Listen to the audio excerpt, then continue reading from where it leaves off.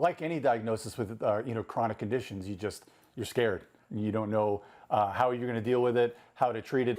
So it is fun though. When Dan Patriss's daughter Lauren was just 4 years old, she was diagnosed with Turner syndrome. And being a pharmacist, I had never even heard of it. So if I'd never even heard of it after pretty freshly being out of pharmacy school, I figured there's probably a lot of healthcare professionals that did not know about it. Turner syndrome is a genetic condition that only impacts women, in which one X chromosome is altered or absent and can cause physical and developmental differences. If you catch it early, you can treat it. So Dan wanted to get the word out so other families could have the same success Lauren did. And he decided to raise awareness through his lifelong love of board games. Oh, you're out.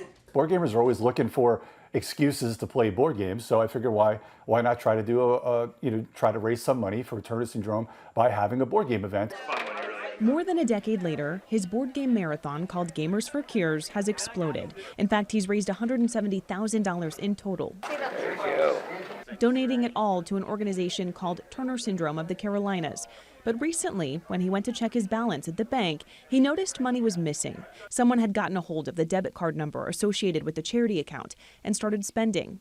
It only totaled a couple $100, and Dan knows it could have been worse. But it still hurts that somebody would do this to a charity. Now, honestly, whoever stole the number, it's just a number to them. They're not targeting, a charity, but still, it hurts more from the bank. He says his bank admits that it was fraud, but would not refund the money because he did not catch it early enough.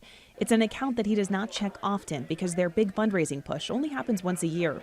He switched banks, but is now keeping a much closer eye on the account. And he's hoping sharing his story will prompt others to do the same. No matter how old you get, you're always learning something. Despite this bump in the road, what matters most is that his work will continue to help other families who are faced with Turner syndrome.